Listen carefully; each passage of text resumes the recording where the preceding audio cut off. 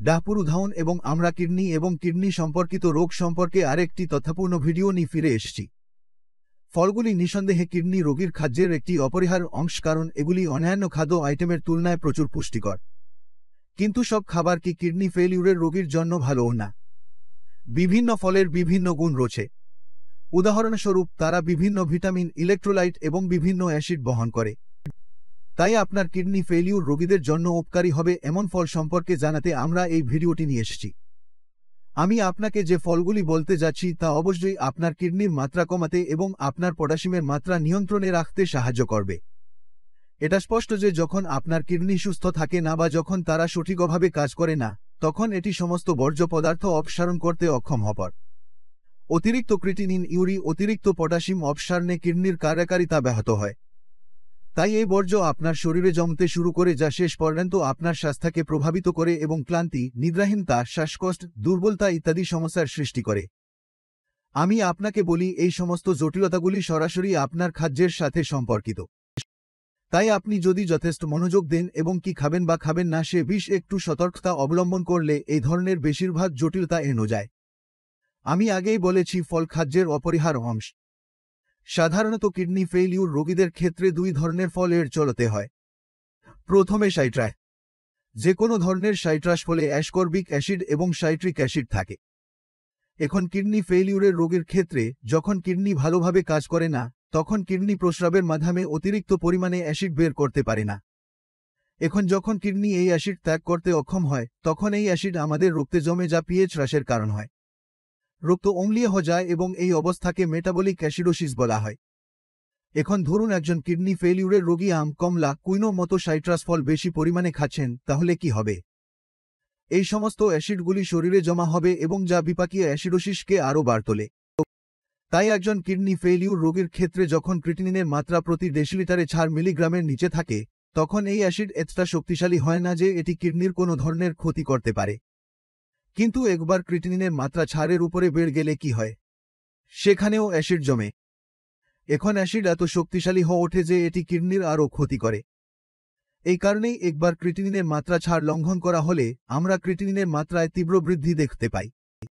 তাই সমস্ত kidney failure রোগীদের তাদের ওষুধে সোডিয়াম বাইকার্বনেট ওরফে বেকিং সোডা গ্রহণ করার পরামর্শ দেওয়া হচ্ছে, কারণ আমরা আপনার রক্তে এই অ্যাসিড নিয়ন্ত্রণ করতে চাই। তাই আপনি যদি কিডনি ফেইলিউরের রোগী হয়ে থাকেন, তবে শরীরে মেটাবলিক অ্যাসিডোসিসের অবস্থা এতে আপনাকে সব ধরনের সাইট্রাস ফল এর চলতে হবে। তাই কিডনি ফেইলিউরের রোগীর ক্ষেত্রে আমাদের সব ধরনের সাইট্রাস ফল এর চলতে হবে, কারণ এতে প্রচুর পরিমাণে অ্যাসকর্বিক অ্যাসিড এবং সাইট্রিক অ্যাসিড থাকে। আর সেই ফলগুলো হলো কমলা, আম, কিউই এবং বাকিগুলো। আপনার ডায়েটের জন্য ফল নির্বাচন করার সময় আপনাকে আরেকটি গুরুত্বপূর্ণ বিষয় মনে রাখতে হবে, তা হল সেগুলি কতটা পটাশিয়াম বহন করে। একজন কিডনি ফেইলিউর রোগীর জন্য আমরা পরামর্শ দিই যে তাদের শুধুমাত্র সেই ফলগুলি বেছে নেওয়া উচিত যেগুলিতে কম পরিমাণে পটাশিয়াম থাকে। পটাশিয়াম আমাদের হার্ট এবং পেশিগুলির জন্য একটি অপরিহার্য ইলেকট্রোলাইট, কিন্তু পটাশিয়ামের ভারসাম্যহীন পরিমাণ হার্ট অ্যাটাকের মতো গুরুতর জটিলতা সৃষ্টি করতে পারে। যখন আমি আমার রোগীদের রিপোর্ট দেখি, 10 জনের মধ্যে 4 জনের পটাশিয়ামের মাত্রা ভারসাম্যহীন, সাধারণত উচ্চতর দিকে। তাই একজন কিডনি ফেইলিউরের রোগীর ক্ষেত্রে আমাদের সব ধরনের উচ্চ পটাশিয়াম জাতীয় ফল যেমন কিউই, কলা, নারকেল, অ্যাভোকাডো, এপ্রিকট ইত্যাদি এর চলতে হবে এবং কম ট্রেস আপনার ত্বকে। এখন প্রশ্ন জাগে, একজন কিডনি ফেইলিউর রোগী কি ধরনের ফল খেতে পারেন? আপনি আপেল, পেঁপে, পেঁড়া, লেবু, তরমুজ, মাস্কমেলন খেতে পারেন, কারণ এগুলো সাইট্রাস প্রকৃতির নয় এবং এতে পটাশিয়াম কম থাকে। এবার আসি আপনি কি পরিমাণ ফল খেতে পারবেন সে সম্পর্কে।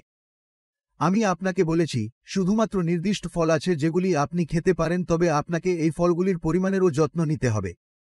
শুধু 1 বাটি ফল খেতে হবে। হয় আপনি একটি আপেল বা একটি পেঁড়া বা 1 বাটি আপেল এবং পেঁড়ার মিশ্রণ নিতে পারেন, অথবা আপনি পেঁপে দিয়ে নিতে পারেন বা আপনি এতে কিছু তরমুজ নিতে পারেন। আপনি ফল মিশ্রিত বাটি বানাতে পারেন। এখন এগিয়ে চলছি। আমরা সবাই জানি কিডনি ফেইলিউর রোগীরা বেশিরভাগই কম হিমোগ্লোবিন লেভেলের সমস্যার সম্মুখীন হন। তাই আমরা রোগীদের বেশি করে এমন ফল খাওয়ার পরামর্শ দিই যা তাদের হিমোগ্লোবিন বাড়তে সাহায্য করে। কিন্তু কিভাবে হিমোগ্লোবিন গঠিত হয় এবং হিমোগ্লোবিন বাড়তে কোন উপাদানের প্রয়োজন হয়? এই উপাদানগুলো হল প্রোটিন, আয়রন, বি12, ফোলিক অ্যাসিড এবং এরিথ্রোপয়েটিন। আমি নিশ্চিত আপনি protein, iron, Bieber, folic acid সম্পর্কে সব জানেন, কিন্তু বেশিরভাগ কিডনি রোগী এরিথ্রোপটিন সম্পর্কে জানেন না। এরিথ্রোপটিন হল আমাদের কিডনি দ্বারা নিঃসৃত একটি হরমোন যা আমাদের শরীরের লোহিত রক্তকণিকা গঠনকে নিয়ন্ত্রণ করে। কারণ এরিথ্রোপটিন একটি হরমোন যা আপনার শরীরে রক্তাল্পতার সম্মুখীন হলে আমাদের বাহ্যিকভাবে গ্রহণ করতে হবে। আমি এমন কয়েকটি ফলের পরামর্শ দিই যা এই পরিস্থিতিতে আপনার জন্য বেশ উপকারী হবে। প্রথমে ডালিম। যদিও এটি একটি উচ্চ পটাশিয়াম ফল, তবে সীমিত পরিমাণে মাত্র 1 কাপ খেলেই এটি উপকারী হতে পারে। এছাড়াও আপনাকে সতর্ক থাকতে হবে যে আপনি ডালিমের বীজ খাবেন না। তাছাড়া যদি আপনার পটাশিয়ামের মাত্রা ইতিমধ্যেই বেশি থাকে তাহলে আপনার ডালিম খাওয়া এর চলা উচিত। সামনের দিকে এগিয়ে যাও। আমাদের ডায়েটে ফল যোগ করার সময় একটি অত্যন্ত গুরুত্বপূর্ণ বিষয় যা আমাদের মনে রাখতে হবে তা হল আমাদের রসালো আকারে ফল গ্রহণ করা উচিত নয়। কারণ রসালো ফর্মে বেশি পটাশিয়াম এবং কম ফাইবার থাকে। এটি রক্তে শর্করার মাত্রা বাড়বে এবং স্বয়ংক্রিয়ভাবে আপনার শরীরের স্বাস্থ্যকে প্রভাবিত করবে। একইভাবে গুড় বা ব্রাউন সুগার উচ্চ পটাশিয়াম বহন করে। এতে পটাশিয়ামের সমন্বিত পরিমাণ রয়েছে যা কিডনি বিকল রোগীদের জন্য খুব বেশি। তাই আমরা আপনাকে আপনার খাদ্যতালিকায় ব্রাউন সুগার এবং গুড় ব্যবহারের চলার পরামর্শ দিই। তাই আমি এই তথ্য আপনার জন্য দরকারি আশা করি।